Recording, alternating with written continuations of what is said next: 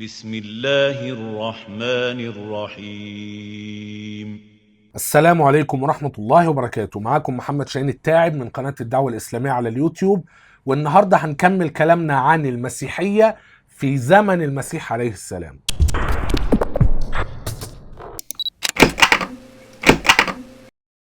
في البداية، لو انت مهتم بالحوار الإسلامي المسيحي ومقارنة الأديان والنقد الكتابي، يبقى انت لازم تشترك في هذه القناة. اضغط على زر الاشتراك الأحمر واضغط على علامة الجرس علشان تجيلك كل الإشعارات بكل الحلقات الجديدة. هنبدأ الفيديو باقتباس في غاية الأهمية للبابا شنودة الثالث من كتاب بدع حديثة، الصفحة رقم 147. بيقول إن محاربة لاهوت المسيح تكون بأحد أمرين: إما الهبوط بالسيد المسيح إلى مستوى البشر كما فعل الأريوسيون، وإما الارتفاع بالبشر إلى مستوى المسيح كما يقول المنادون بتأليه الإنسان، أو كما يقال عن يوم الخمسين أنه حدث فيه للرسل اتحاد بين طبيعة إلهية وطبيعة بشرية، وهكذا لا يكون فرق بين البشر والمسيح. الكلام ده معناه ايه؟ زي ما قلنا في الفيديو اللي فات، المسيحيين ما عندهمش اي تصريحات للمسيح عليه السلام بيعلم فيها بشكل صريح وواضح لا لبس فيه ولا يحتمل التأويل انه الاله وانه بيطلب العبادة لنفسه. فبالتالي المسيحيين بيعملوا ايه علشان يثبتوا ان المسيح اله حقيقي مستحق للعبادة؟ بيشوفوا اقوال للمسيح او افعال للمسيح ويقولوا من خلالها ان هذه الاقوال مفيش اي مخلوق يقدر يقولها، وهذه الافعال مفيش اي مخلوق يقدر يفعلها، فبالتالي هذا دليل انه اله مستحق للعبادة. طبعا ده اقرار منهم ان المسيح لم يقل انه الله ولا طلب العبادة لنفسه، وان احنا بندخل لمرحلة التأويل ومحاولة فهم لبعض الاقوال والافعال اللي يمكن تأويلها بشكل يجعل المسيح اله، وممكن نأولها بشكل لا يجعله إلها مستحقا للعبادة. البابا شنودة هنا بيقول إن محاربة لاهوت المسيح بتكون إنك يا إما ترفع الناس لمستوى المسيح أو تنزل المسيح لمستوى الناس. الكلام ده معناه إيه؟ معناه إنك توضح إن مفيش تفاوت، إن المسيح مش أعلى من باقي المخلوقات.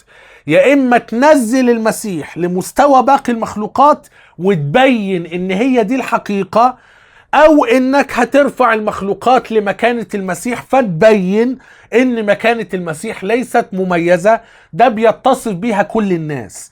الواقع إن المسيحيين هم اللي بيرفعوا المسيح عن باقي المخلوقات، واحنا هنبين إن هذا الرفع غير مستحق، وهننزل المسيح لمكانته الحقيقية اللي هي زيها زي باقي الناس. في هذا الفيديو هنقرأ بعض الاقتباسات الهامة جدا اللي بتبين ان المعاصرين للمسيح عليه السلام اللي سمعوا اقواله وشافوا معجزاته في النهاية قالوا ان مفيش فرق بين المسيح وبين باقي انبياء العهد القديم. وهذا رد على اللي بيقولوا ان افعال المسيح ومعجزاته بتبين الوهيته. فين الكلام ده؟ ومفيش ولا واحد شاف معجزات المسيح قال عنه انه اله. نبدأ مع بعض من خلال واقعة في غاية الأهمية. المسيح بيسأل تلاميذه: الناس بيقولوا عني أنا أبقى مين؟ الواقعة دي اتكررت في أكتر من إنجيل. نقرأ من إنجيل متى 16-13-17. بيقول: ولما جاء يسوع إلى نواحي قيصرية فيلبس سأل تلاميذه: من يقول الناس إني أنا ابن الإنسان؟ ابن الإنسان ده لقب من ألقاب المسيح عليه السلام، ولقب مشهور ومعروف عنه أكثر من أي لقب آخر. فلما يقال ابن الإنسان بيقال المسيح. ففي النهاية بنجد ان المسيحيين بيعبدوا ابن الإنسان. فتلاميذ المسيح ردوا عليه وقالوا له: قوم يوحنا المعمدان، وآخرون إيليا، وآخرون إرميا أو واحد من الأنبياء. الكلام ده معناه إيه؟ المسيح بيسأل تلاميذه: الناس بيقولوا عني أنا أبقى مين؟ ففي ناس قالوا أنت يوحنا المعمدان. يوحنا المعمدان هو يحيى بن زكريا. فواضح من خلال هذه النصوص ان يوحنا المعمدان كان نبيا عظيما وله معجزات عظيمة، رغم ان ده بيتناقض مع نص معين، لكن ما علينا.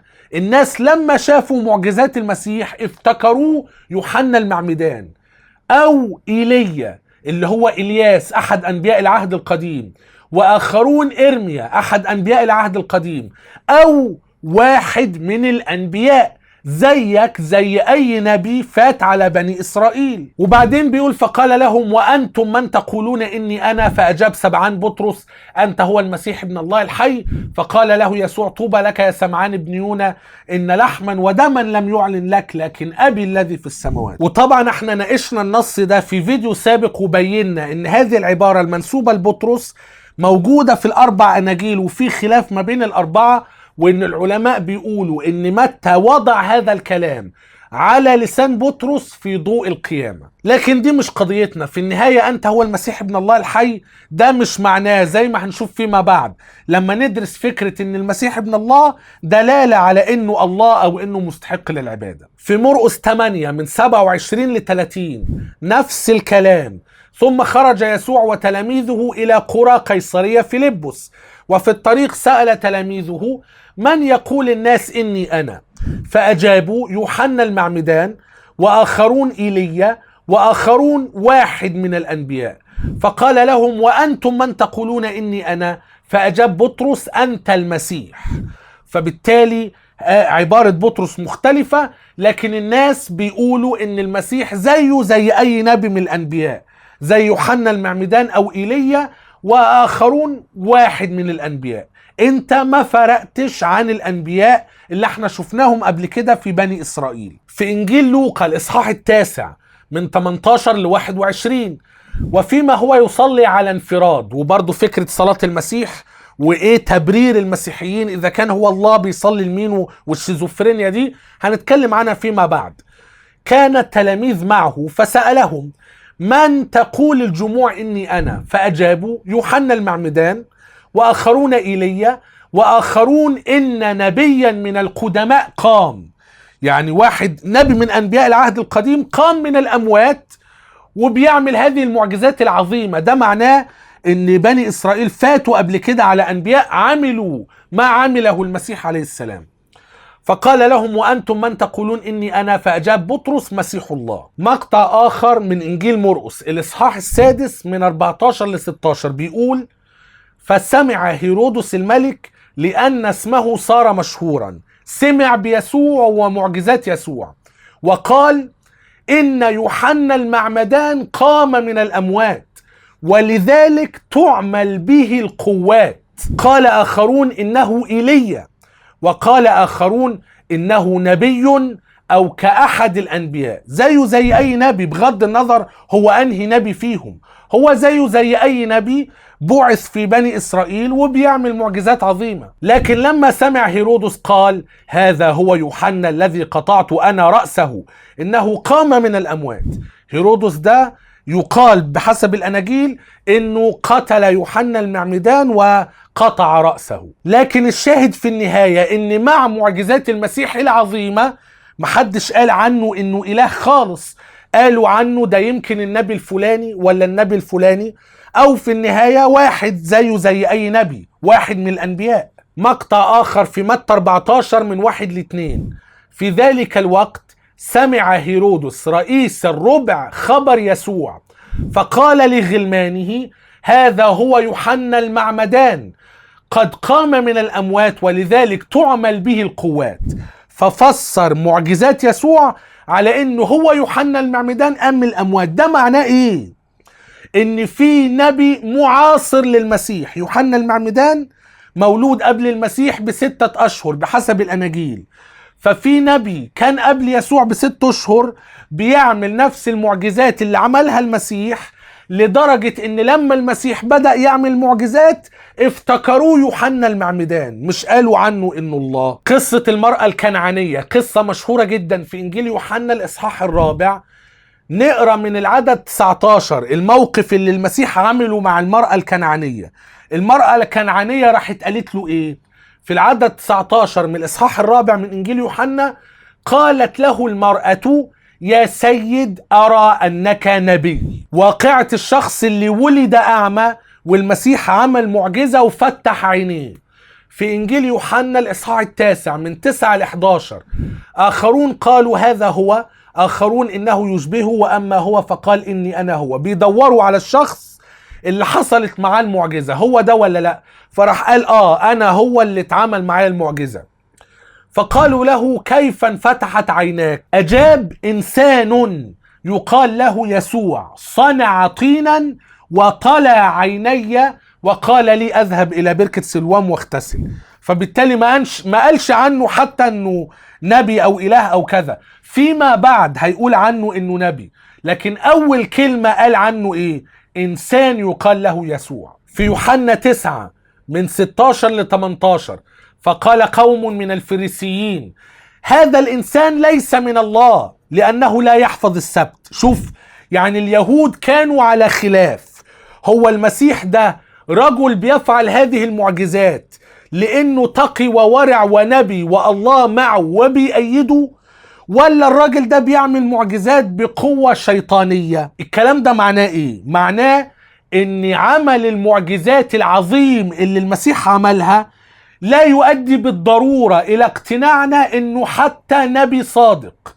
ده ممكن يكون شخص كذاب بيفعل هذه القوات بإرادة الشيطان او بمساعدة او بقوة الشيطان. تقدروا تراجعوا الحلقة الخاصة بالمعجزة اللي احنا اتكلمنا فيها عن ان المعجزة ليست الدليل الوحيد على صدق النبوة، وان في بعض الانبياء الكذبة والمسحاء الكذبة بيعملوا ايات عظيمة واعجائب علشان يضلوا الناس، والايات العظيمة والعجائب ليست دليلا على صدق دعوتهم ودعواهم. فالخلاصة ان بني اسرائيل مش على خلاف هل المسيح نبي ولا هو الاله، لا، هل هو نبي صادق ولا نبي كاذب، بيعمل هذه المعجزات بتأييد من الله ولا من الشيطان. فالفريسيين قالوا هذا الإنسان ليس من الله لأنه لا يحفظ السبت، بيعمل المعجزات في يوم السبت المقدس اللي المفروض اليهود بيؤمنوا إن محدش يعمل فيه حاجة. آخرون قالوا